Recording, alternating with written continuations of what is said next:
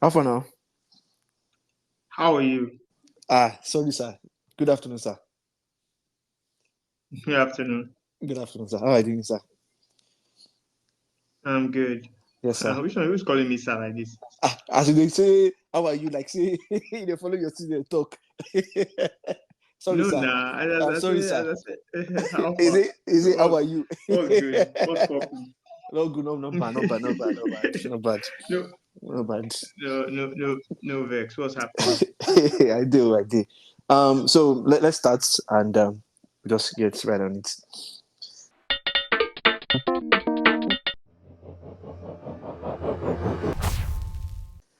Ladies and gentlemen, welcome back to my podcast, Conversations with Salam. I'm back with a special guest. He's supposed to be a professor, but this man is going around town, rapping and singing, and also killing it in class. I'm wondering how he's been able to survive both. But welcome to my podcast, the Vain Professor. That's his stage name, but his real It's name been is Ayotunde.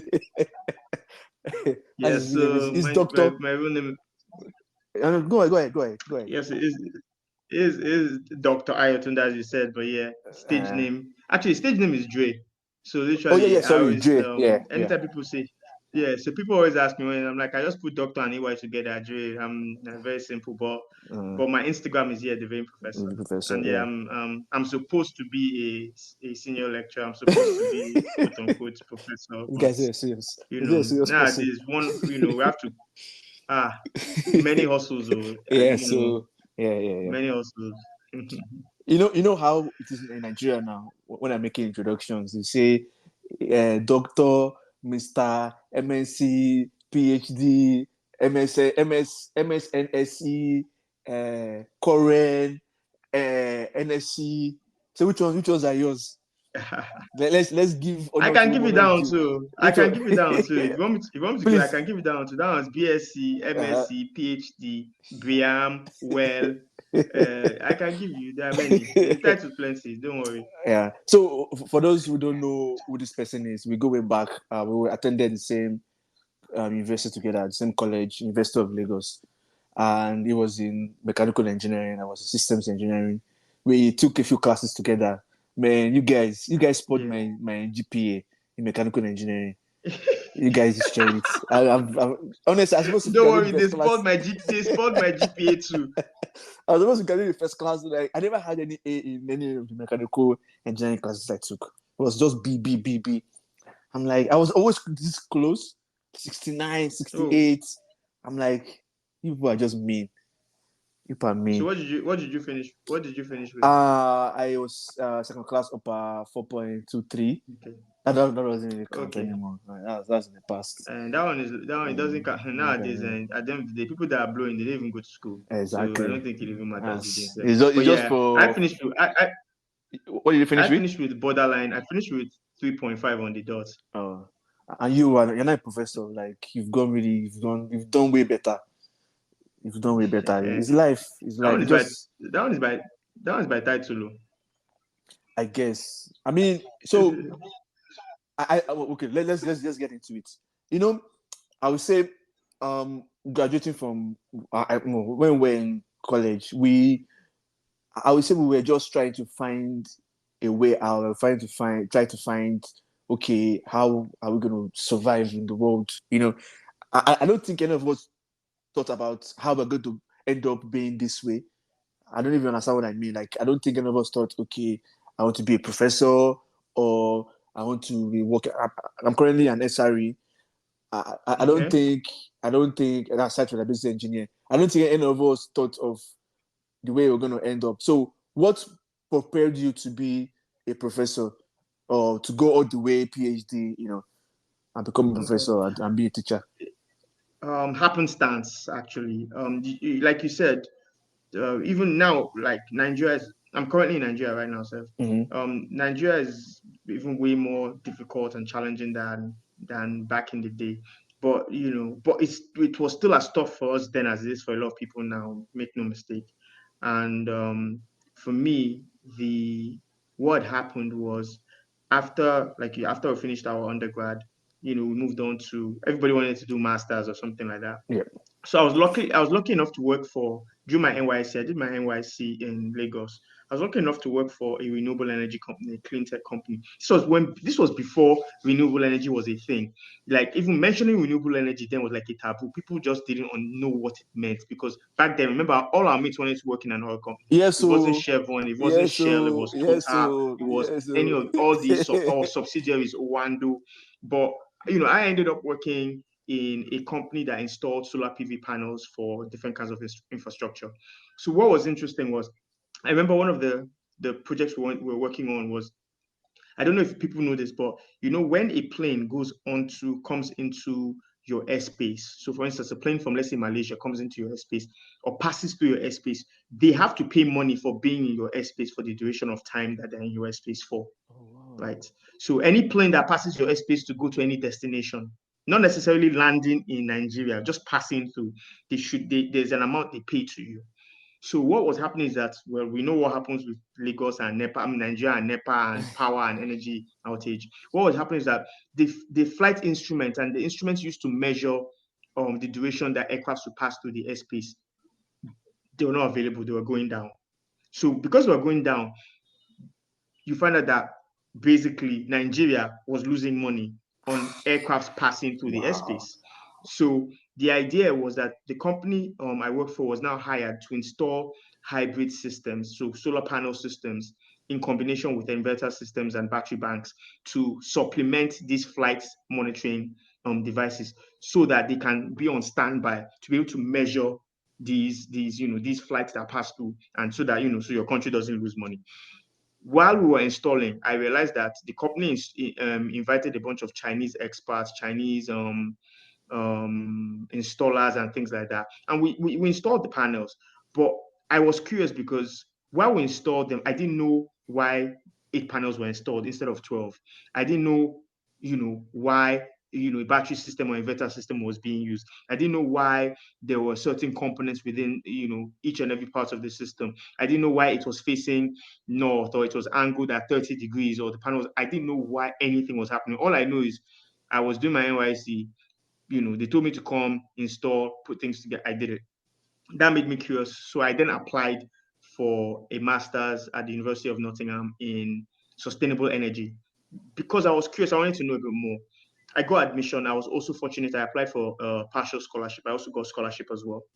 And I was given admission. Now, MSc went well. By the time I was done with my MSc, I finished with a distinction or first class in my MSc, Nice. and that was that. And trust me, by the time that had happened, I had a full understanding of why, for instance, panels were put in a particular position, or why they were installed in the way they were installed, and how they function, how they operated, which was the primary aim.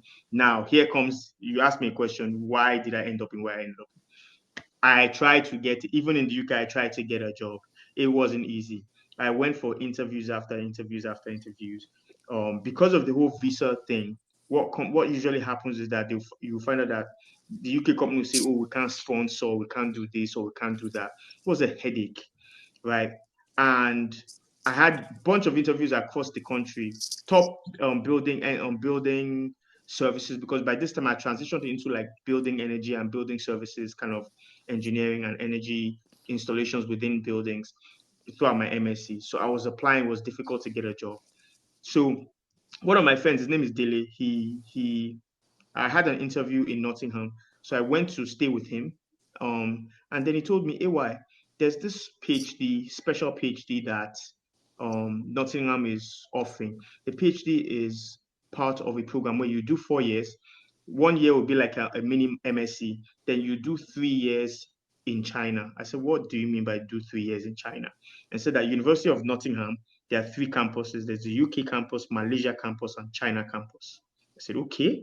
And they said, we'll pay your tuition, give you stipend of about £1,000, give or take a month, or £800 a month back then, and just apply. I wasn't interested. As in, I looked at him, I laughed. I'm like, man, I'm looking for a job. You're telling me I should go back to school. You get me? That was the vibe then. I was like, you must be joking. Hmm. Went for my interviews, did all the things. One day I came back home. I came back to his place, and then it was 2 hours before the deadline. and he was at home, we were chilling. He was like, AY, like, what do you lose? You don't lose anything. I won't lie to you, within 1.5 hours, me and this guy, we bashed out a proposal. Just bashed out a PhD proposal, bashed out, filled everything, I sent it. When you don't care about anything, I just put it there. Okay. All I know is 2 weeks later, you've been invited for a PhD interview. I said, okay, Wow.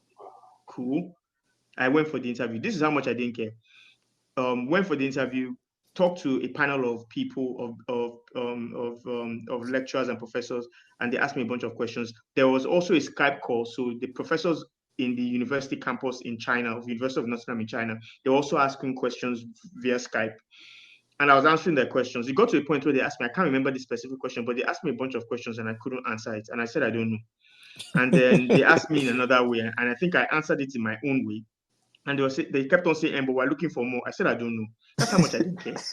I didn't care. Like I could care less. And I said, I don't know. I really don't know. And then they're like, oh, okay, cool. And then I left it focused more on getting my job and what I wanted to do. So I went for my own interviews. All I know is that this happened maybe 4 months. So this was around maybe August. This was happening. All I know is that by December, on New Year's, not December, on New Year's Day exactly, I got an email. Congratulations, you were given school for a scholarship for PhD program for 4 years. I said, I was dumbfounded myself. I was like, okay. But guess what? I never accepted the offer until 6 months later because I wanted to work. Oh. But what happened was that, and I'm shortening the story, what happened was that I just found out that the universe just kept on pushing me In that in that direction. PhD direction. Mm-hmm. No matter what I did, it just felt like everything was being pushed, was pushing me there. And I'm like, what is it? So it was around June, July that I actually accepted my fate of the following year. That I accepted my fate and said, you know what, okay, seems like for whatever reason, God wants me to do this thing. So let's do it. Let's do it. When I know me, when I make up my mind I'm going to do something, then I put my best into it. So I said, all right, if this That's the seems to best be thing. and then I did that. And that's kind of how the journey started. So that was never the plan. The plan was to work full time, get a proper 9 to 5 job in an engineering firm or renewable energy firm. That was the plan, right? It was never and then that's how my journey of my PhD started. So First year in the UK and then China. China. So my question is, I'm actually really curious. How is the experience been for you compared to what we had in school back then? How are you how are you able to marry? Because now, let me put it this way, the way we were brought up in Nigeria is different from how it is outside. So the way we teach is different. Like lecturers, quote unquote, teachers or professors, they teach outside, but in our own environment, they only lecture. So how are you able to? What's the experience for you so far? Because right now I'm at the University of Greenwich. So, and of course, after I finished my PhD, I was lucky enough to get a assistant professor job at the University of Nottingham, under the guidance of who was my supervisor, and then he became my line manager and head of department for architecture and built environment. So what had happened was that throughout the duration of the PhD, I was slowly introduced to lecturing via my supervisor. So he walked me through how to lecture, how to teach, what is expected internationally and standard wise. And then let's say every week or every 2 weeks, he would give me an hour with the students. Do you get me? He would give me, so that was how I built my experience in terms of teaching. Now how that was done, it's not really any different per se from how we went through it in Nigeria. Although I will say that we we do we are more thorough in things like we make sure our slides are up to date. We prepare lecture notes for students to read before the lecture starts, so they follow up. We provide them with all the materials they need to be able to read by themselves, and these things are as a standard. But there are additional things that, for instance, that in Nigeria we don't do. We also offer well-being services, so meaning that I'm put in charge of a group of students who more of like their tutor or their personal tutor, where if they have any issues socially, they come to me for guidance as well.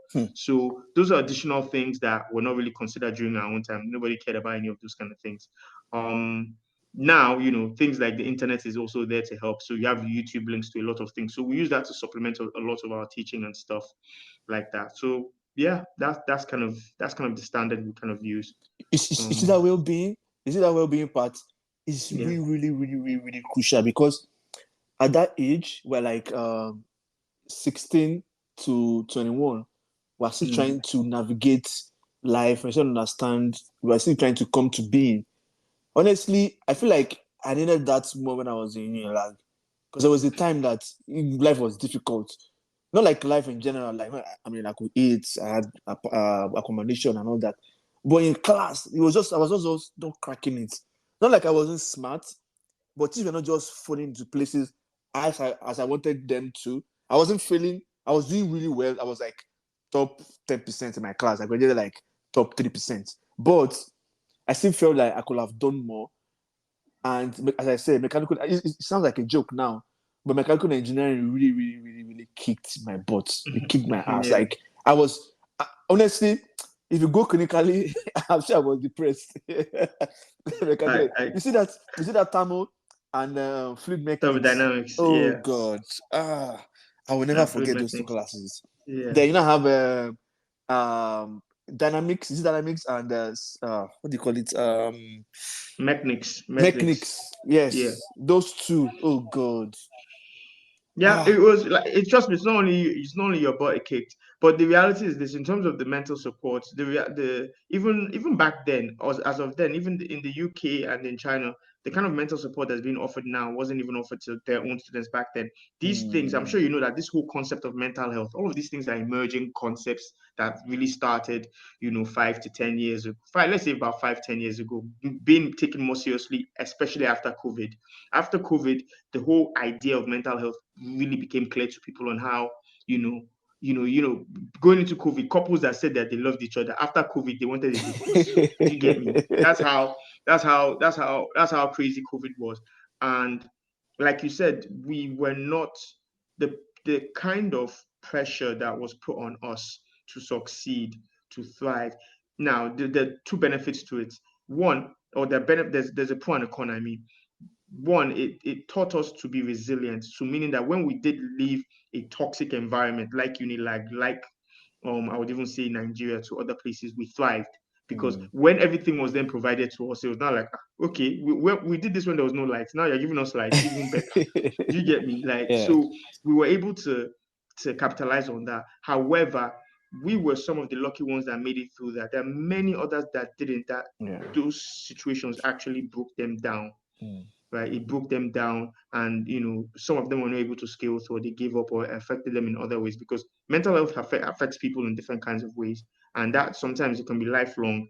I would say for me, what got me through it was the support system of my friends, and family, but more particularly my friends, because I was surrounded by a group of boys that we all had. Can you remember? We used to call ourselves Spice or something. Spice Boys. Yeah. Yeah. No, God forbid. We used to say Spice. It wasn't Spice Boys. It was just Spice. But we used to, and we had this little bit of a fraternity where we used everything we're going through, we discussed it with each other, we supported each other, and we used that to kind of scale through. I would say that was my own saving grace during that period, which now, like I said, we now have, as I'm talking to you now, I am a mentor to maybe about 20 students. I have 4 PhD students. In fact, I might even be taking another one under me. I supervise right now. I'm currently supervising 6 MSc students, and I just finished. So I just finished because they just submitted their final thesis. I just finished supervising 7 undergrad students for this academic year in University of Greenwich. So, yeah. So you have the chance to impress upon them your wealth of experience. Also, Yeah. I think so. Another thing is I need to point out is like you guys, like your friends then. I would say looking back at it now, it was a good idea for you guys because you needed that support. And you guys understood each other. You guys, I would say I was envious of you guys because I didn't really have friends. I mean, I had friends, but I'm not really a someone that will be walking around with people. I didn't like that. Yeah, But I looking get back at you. it now, it made sense because and you guys are still talking. You guys are still very good friends till Stop it. now. Out of those people till now, maybe like I'm only close with three now. It's Um, life, three is a lot. you know. To no. It's not man. It's Yeah, not man. Like you yeah, back 20 yeah, friends cannot play for together for 20 yeah. years. But you guys are still cool. Then we were what, 8, 9? Yeah, you guys are Now that. it's just Yeah, like three that we talk. yeah. Yeah. And everybody's out of the country. No. A good, well enough, a good number of the. I would even say out of everybody, it's just me and I think you know any Larry. I think Yeah, I it's don't just like me you and now. him. It's just me and him that are out of the country. Every other Oh. person is very much. They're all doing well in their own No, no, no, respect. no, So no, don't no, get no, me no, wrong, no, no, no. but Guy, they're all in the country. no. They're all It's in the that you're out country of the doing. country or in the country Yeah, doesn't mean you're not doing well. You're doing yeah, well. yeah. Like, it They're all. doesn't mean Yeah, anything. It doesn't mean yeah, anything, man. So far, you are surviving. So far, you are yeah. thriving, man. So I was speaking with one of my friends recently, and he was telling me that I mean, younger, like I'm older than this person, and he's currently attending. He's in school, he's in college, and he's online.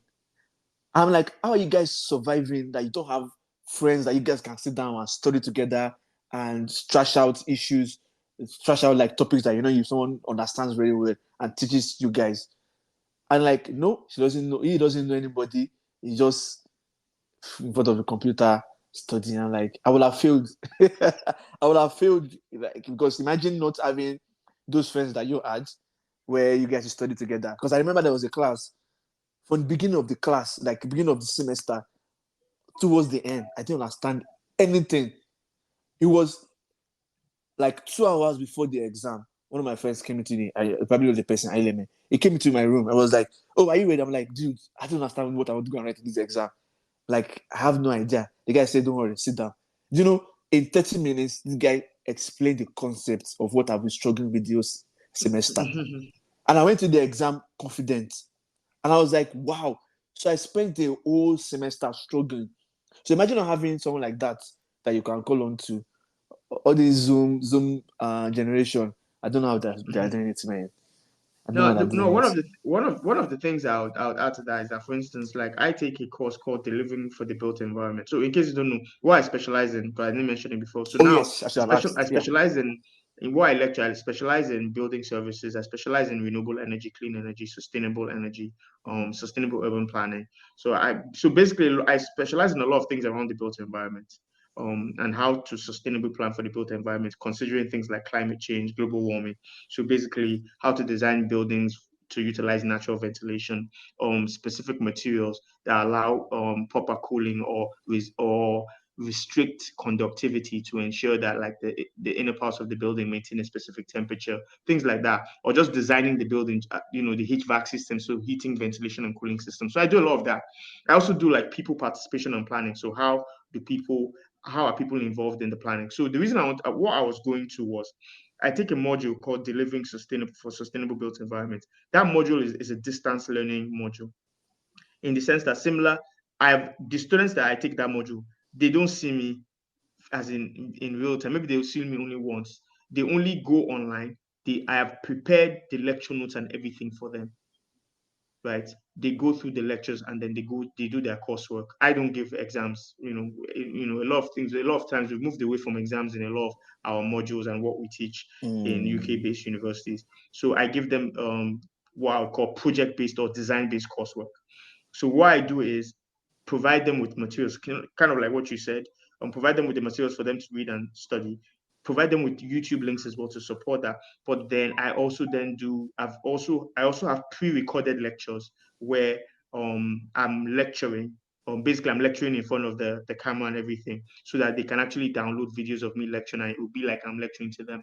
So there are ways now you can even really support distance learning, as you put it, where it can still be immersive. Of course, the particular interaction that you get with the lecturer being in class, you can't get it, but you know, COVID taught us to be diverse and dynamic. Mm. That's that. So you made mention of people participation. So do you go into the industry to advise or you're just strictly teaching at the moment? Oh, I do. So for instance, I'm a BRAM consultant. So BRAM is one of the frameworks used to to develop or to rate buildings to be sustainable or not. I'm also a specialist in what they call well assessments. So well is designing buildings to be healthy.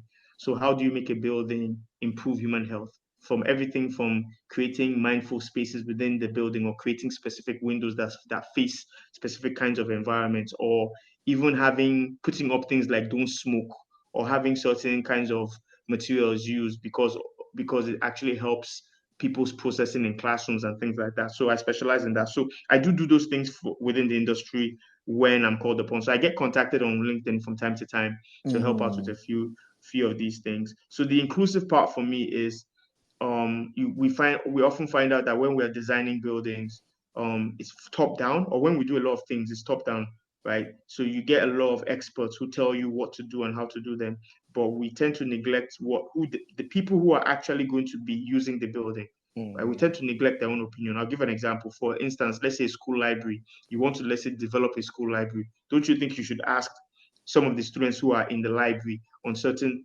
principles or design ideas that may be useful, or facilities that is needed before you go ahead and build the library? Now that sounds like common sense, but I promise you it's not done. So that's what I mean by, like, so I'm an advocate for that kind of inclusivity in buildings and planning and things like that. That's what I do. So, what advice will you give anyone who is just finishing undergrad and doesn't know what to do? Yo, that one is well, I would say first of all, try and figure out what to do. So yes, and no, but I mean that in the sense that, because you still have to start from somewhere. So you still have to, okay, even if you say, oh, I want to do oil and no problem, start there, right? Start there and then build yourself. If you decide, but what I would say now, the good thing is that in modern day society, you do have the internet, you do have YouTube, you do have a lot of things going for you. So I would say this: the average person or the average student, when they finish, reflect. Many people are not used to reflecting. People don't like to reflect because sometimes it can be a painful thing for them. Reflect on your time in school. Reflect on things you enjoy doing. Reflect on the modules or the courses you did and the ones you did well in, and the ones you didn't do well in. Reflect on the kind of life you want for yourself. Think back on things that you want for yourself, and think forward on things you want for yourself. Look at that and then try to piece together a series of professions or directions that would suit that, your interest, the future you want for yourself, but also be practical. Because I'll give an example. In the UK, the reason why the UK or places like Canada and all these places take in foreigners is because we do the jobs that a lot of their own indigenous might not want to do. And we benefit from that, right? So what does that mean? It means that also look into professions that are in high demand. Look into professional and see whether do you have interest and time in that. If you have interest and time in that, there's chances that you're going to be paid a lot of money for that. Then if it's in when I say high demand in terms of high demand, but nobody wants to do it.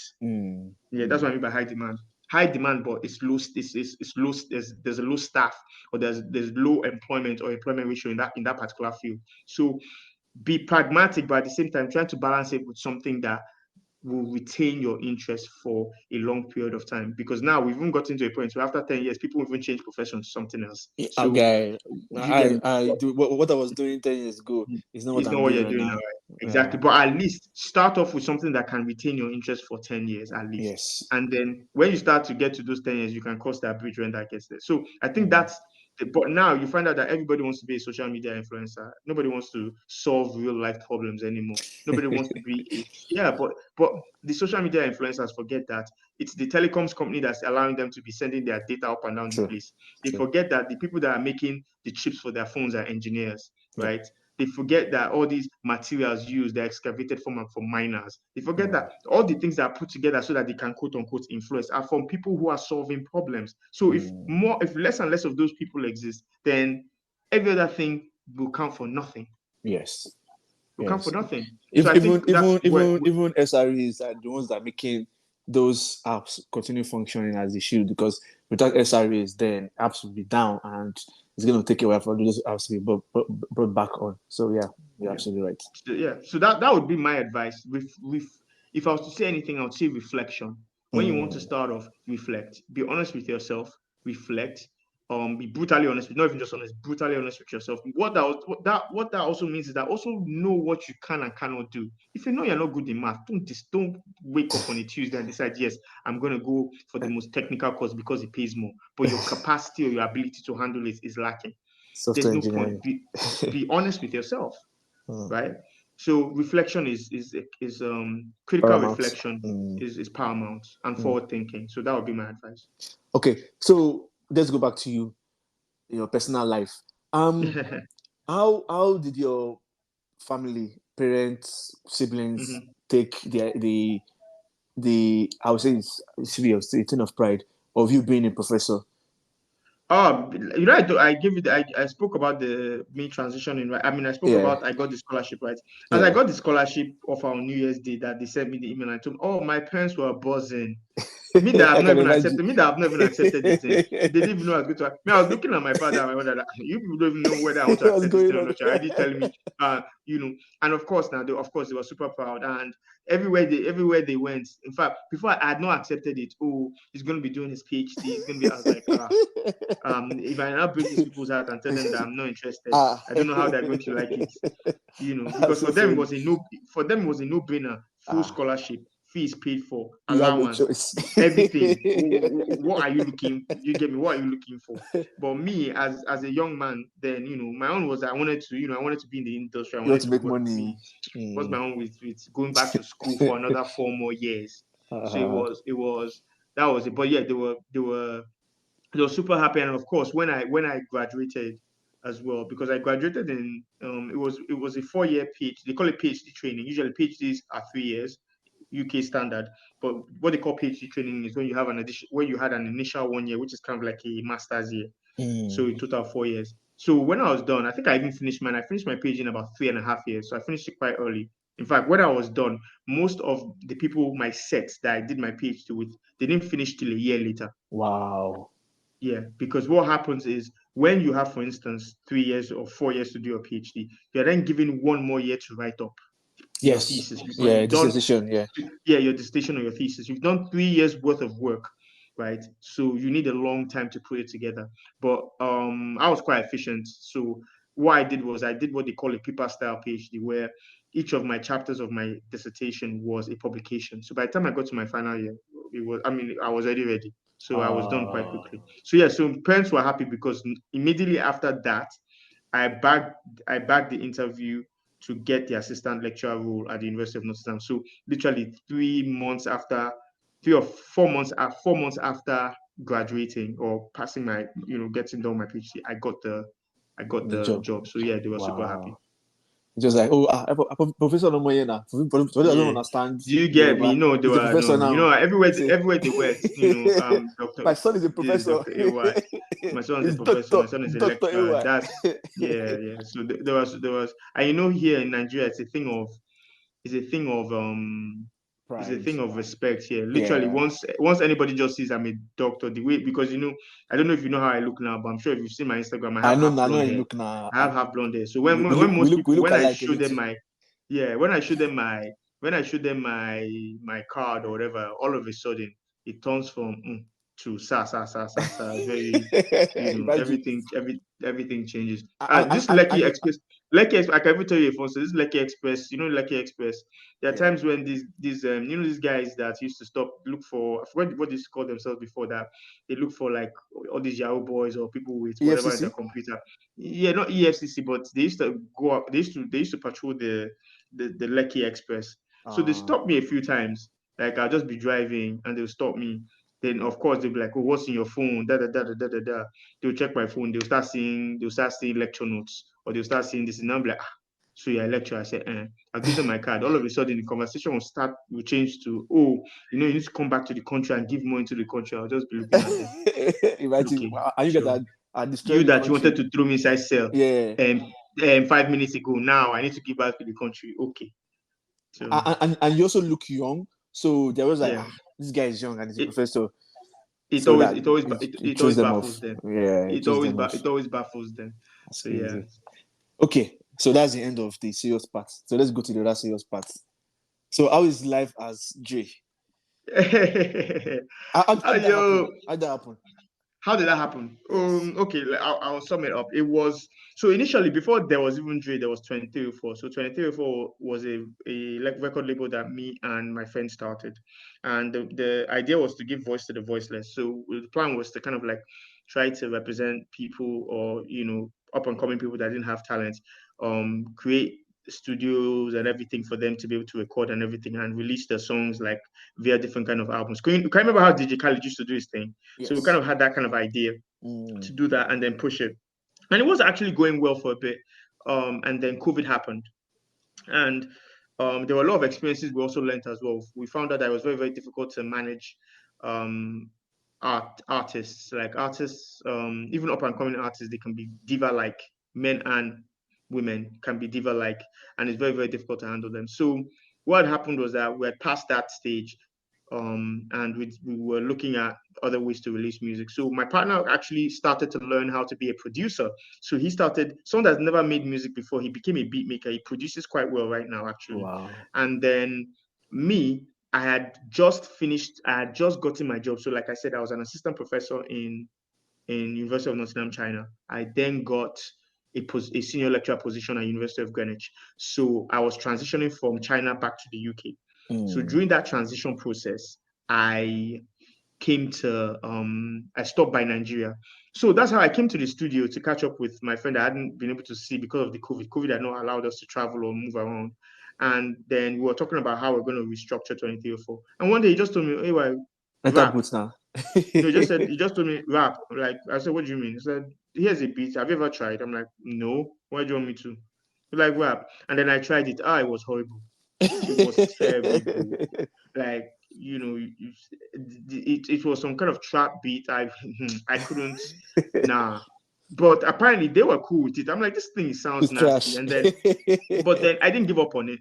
Even though I didn't Mm. like it, I realized that because of the fact that I'm an academic and because of the fact that I'm always using words Mm. because I don't know if I'm sure I didn't mention it, but for instance, I have over 40 publications. I have about 5 books. Yes, I was about to Most talk of them about are that on too. I was about to yeah, talk most about of that them too. are Yeah. on Amazon. You get me? So I have nearly 1,000 citations already. So I'm good with words. So I Mm. realized my penchant for words. I was like, okay, I'm good with words. I guess I can use words that I'm good with in from like the mindset I have in lectures. I can bring that to rapping, right? So I kept on practicing, and that's kind of how it started. So my first song was horrible, but the first official song I put on my platform, the DRAY platform, was Hangover. So that was kind of when it started, and even then I didn't take it seriously. But then, as I continued to practice and I pushed more and more, I found out that over a year, I now realize, oh, I'm getting good at this. I was getting a bit of good feedback from people. Um, of course, also some people who you would expect feedback from, they would even give you and they call themselves your friends. All of that happens. But I Mm. was getting feedback from people, and that's kind of how I just said, okay, let me stick with it. So yeah. So let's talk about the feedback. Do you feel betrayed or do you feel some type of way when your friends don't give you feedback? Initially I did. Initially I felt not even feedback. I felt like there was a song I sang called the Google. When I said one of my friends, he took me to Shrine to just listen to Fela and his group and everything. And I while he was there, what's his name was performing. What's his Femi, name? What? No, not even Femi. Femi performed, but no, yeah, Femi performed, but not only Femi. I think Femi's son also performed. So I was Mide. inspired. Yes, and I was inspired, and I started writing. Then and there, I started writing, and the song is called Oguguru. And one of the things in the song was it was or it basically said that post your boy, post your boy, post, but David the way know you go post, right? So I was referring, yeah, To your so that's what, friends. yeah, I was referring to, so-called friends. I was referring to people that I expected some kind of support from, and that's where that came from. That's why the song is it says no support. I need a drink to sleep. No support. All I hear is good luck. The only love I get is from God. The only love I need is my liquor, my whiskey, my Jameson, my Alamo. You get me? So I was referring to the fact that the only support I'm even getting out of everybody is the drink I'm drinking when I'm writing these lyrics. Do you get me? Not even the people that are supposed to be giving me support. So initially, I was disheartened at the fact that people that are supposed to be my people, they don't repost, they don't even look for my music. You doubt yourself. You don't know whether it sounds good. You don't. But then every once in a while, you get somebody that'll say, "Oh, this is not bad. This is not." But majority really didn't. And I quickly came to find out that the people that started supporting my music and started reaching out to me were people I didn't even know.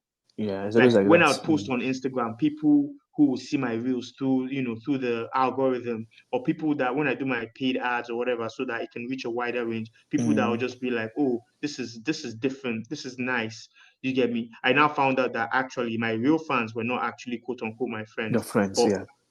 now, don't get me wrong, my reflection made me understand that my friends don't owe me anything, meaning that they don't owe it to me to listen to my music. At the end of the day, it's their preferences, the choice. And that helped me get over the fact that, or let me put it so, that allowed me not to take it personal. If you don't like it, it's not your cup of tea. It's Yeah. a freedom of choice.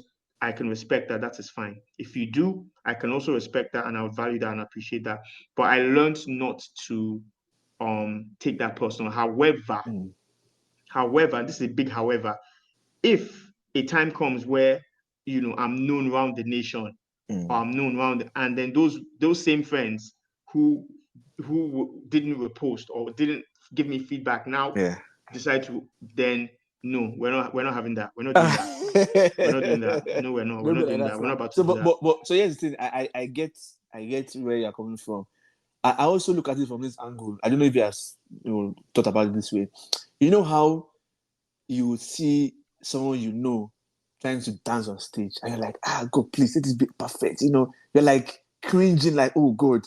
Maybe that's what they are feeling at the beginning, like you are in a position where you're still learning your craft, you're still learning your trade, and they're like, oh, I don't know, man, I don't know about this, and they cannot tell you that, oh, guy, your song is not eating like that, because they don't want to lose you as a friend, because you take it personal. If you've put in so much work, and someone of your friend comes and say, guy, that's when you sing that trash, you take it personal. So I also feel maybe that's just my own personal opinion.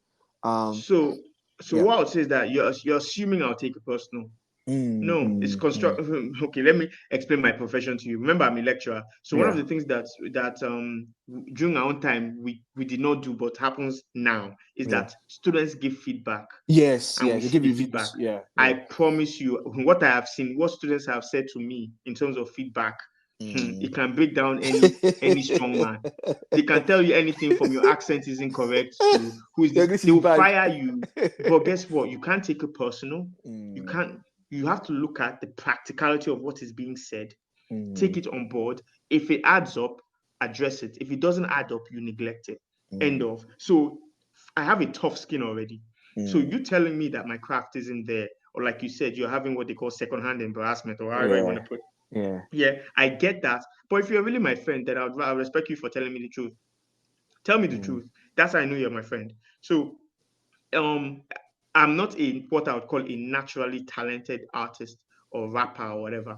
I would say with the songs that I have coming now, with one of them being called Options, you're going to slowly see the evolution of the new rapper that I am and how I put words together. But when I first started, with the songs that I had released prior, yeah, they were not 100% the best, but you're dipping your toe into that environment to see how everything goes and how everything blends and everything. So yeah, I get what you're saying, but I would call somebody a friend when they can look you dead in the eye and tell you the truth. So are these your friends or your acquaintances? Because there is a difference. All of the above, all of the above, all of the above, friends, acquaintances, all the above. That's just how it is, Okay. right? So I agree with you, though. I agree with you. So, how are people in the academic world seeing your creative side? How are they accepting it? That's an interesting one. A lot of people don't even really know that I do music. I would say that it's now that I've become more confident that people are slowly finding out. But for most of when I've started, so over the past 2 years, I'll say over the past 1.5 years, nobody has known, because I really did separate my music from my professor life or my lecturing life. I separated the two. So when I go to class, it's this Dr. AY. When I'm outside class and what you call it is DRAY, Uh, like literally two different people. But I would say over the past 6 months, my this is why I kind of knew that okay, maybe my music is beginning to touch me, is because my music started bleeding out. So some of my students were finding me online and they wow. started following me. That's Wow. how I and don't get me wrong, I wasn't pushing it to them. I've never once stepped into class one day to tell any student, oh, by the way, Follow I do me. music. Never happened. Never done it. Right. And then all of a sudden I start checking my Instagram. These are all my students following me. Wow. All of a sudden they start following me. Then from there I found out that some of my colleagues now found out that I do music, and they were quite supportive. Wow. Some of them even said, we'll come to your shows. Some of Mm. them listened to my music and they were really impressed by, what I was doing and what I was trying to do. Even my parents, I didn't tell my parents up until maybe 2 months ago. Wow. Are you And serious? I've been doing it for 2 years. Nigerian parents. Ah, Forget it. Doesn't matter how old you are, Nigerian parents will still be Nigerian parents. but okay, so You so get me? even with that, with your hair, right? Are they complaining about your hair? No. Initially, yes. Okay. Initially, when I first had the hair, but they know that because I have two other siblings. Out of all the three, they've known that I've always been the different one. I mean, we So know. my Even father even has we accepted that I even long. with your friends, we know. But continue. Yeah, yeah. So even my yeah, so I've always been the different one. So my dad knew and accepted it more than my mom, but my mom kind of had to accept it. She didn't have a choice. So one part was accepting the dress. Is now when I now dyed half of my hair blonde. That Voila. one was another one. That one was another one for them. At least, but you have tattoos, But right? yeah, I have tattoos. I have maybe like 6 tattoos or So that's something. another Yeah, one to fight. 7, 10. Another one to fight. Yeah, no, that one, that one, I didn't even know. I think my father knows. I don't think my mother knows, Wow. because when I get home like this, I'm fully. By the time when I wear my clothes, you can't even see my tattoos. You get me? And I remember that time, like Christmas would come, I'll go home. At night, because I'm staying over at that place for Christmas and everything. I'm fully clothed. Mom says, "Now, Kí ló dé bó aṣọ why? rà? What's Orí ò mú happening?" ẹni. Are you not feeling She's like, the Mom says, like, what's heat? going on? What's going on here? Why are you? Are you not in your house? I'm like, don't worry, ma, it's okay. It's fine. Oh It's fine. It's wow. fine. It's fine. It's fine. That's It's dope though. fine. But I mean, But but you're a professor now, so like that's the they don't that's the send that one. highest. They don't send. That one doesn't. So, but our parents are our parents. They Yeah. don't care what your title is. You're still their child. Yeah. They still grew up in a traditional mindset. So there's certain things that they, while they might not have a choice but to accept, it doesn't mean that they will not express their disapproval for it, because they Mm, have their own opinions as well. mm. You know. So, but it does help that my achievements kind of brings that down, because Yeah. it's like, in fact, you can have your opinions, but remember, I'm a responsible person, and this Yes. is the track record to show that I'm responsible. Mm. So leave me alone. The duality of So that life. tends to work. Yeah. So that tends to keep them at bay. And what you just said now, kind of it frustrates me because in Nigeria we practice respectability politics too much. We bang on appearance. Like I can be an amazing doctor and have tattoos. I can be an amazing doctor and have dreadlocks. All these things, but because your appearance doesn't look like you're not like a pastor, um, God forgive me, but a lot of pastors are committing more sins than those that are not. Oh, we know that. Exactly. It was God forgives. God doesn't need to forgive you. That's a fact. There's nothing there. It's the reality. I don't think God will not vex for what you're saying. It's absolute You fact, just look at you and right? like you're irresponsible. Like it doesn't make any sense, in my opinion. Yeah, but what I will say is that the landscape is shifting, Mm. because now, for instance, dread has become more commonplace. I'll give you an example. Since I've been back, I remember police stopped me and three of my friends. I was one with dreads. I'm the only one that they didn't search. Wow.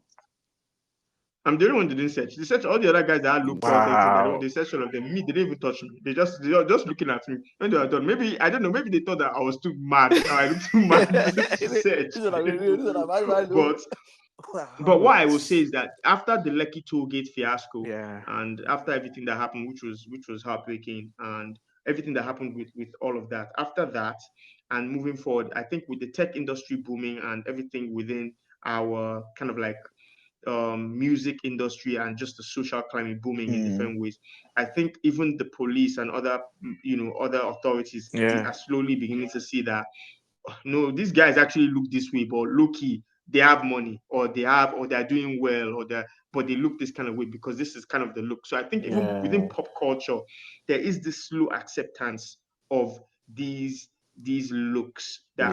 that has been coming up now. I've noticed it a bit, within my short time that I've been back.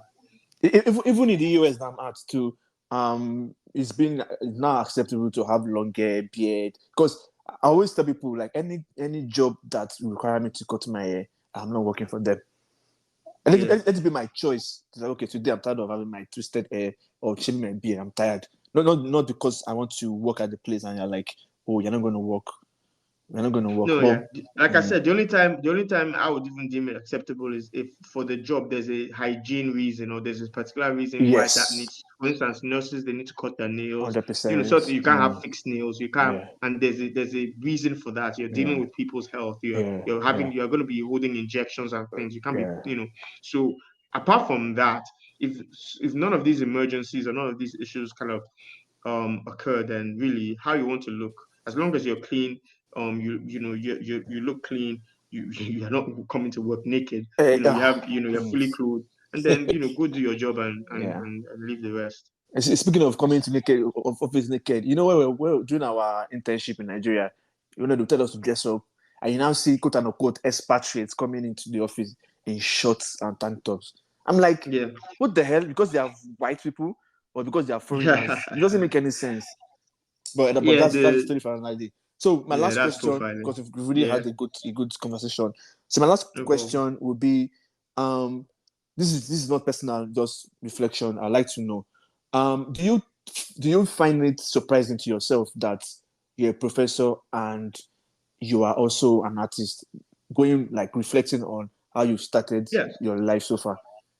definitely. Like I just gave you the story. I never planned on being in academia. Even the rapping, that wasn't my initial plan. My plan was to be a quote unquote Don Jazzy. You get that kind of like, The I Khalid. wasn't, not an artist, but just the person behind the scenes, grooming the artists that will be doing their thing. That was my plan. My plan was never to be an artist. My plan was, but it happened. Honestly, if someone paid me money to, it could even I can't if I could have never predicted that this was going to be the route that everything was going to go. But Mm, I've embraced every single part of it, and I've tried to put my best in each part of both, mm. as I can. Honestly, I'm impressed, and if you have not heard this, we are proud of you. Being a Amen. professor Thank you. and also being an artist, because honestly, it's not easy.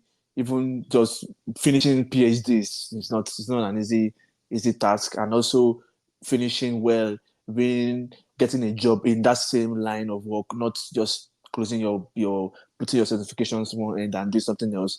Also doing what you like, going to the booth, being an artist is it's not easy, man. I don't have any creative bone in me, although but it's, Thank it's, you. it's really impressive. And Thank you. on that note, thank you for coming through. You guys, you've listened to Professor and an artist, Dre outside, Dr. Ayo inside the classroom. You guys check out his publications on Amazon.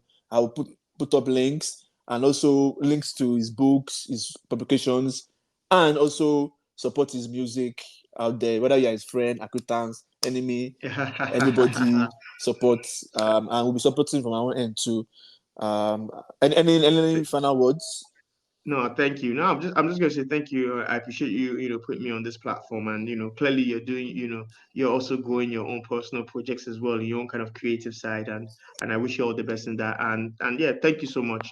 Glad to be here. Hopefully I No can come up problem. again to Yeah. give you an update in my life. So thank you. Yeah, no, definitely. I'm trying to like support people I can support in my own little way, put them on my platform, and you've always been my man for like a year, but just needed a good time to bring you on, and finally we made it. We made it. Perfect. On that note, everyone, enjoy. Keep supporting us anyway, and goodbye. Cheers. Goodbye. Bye.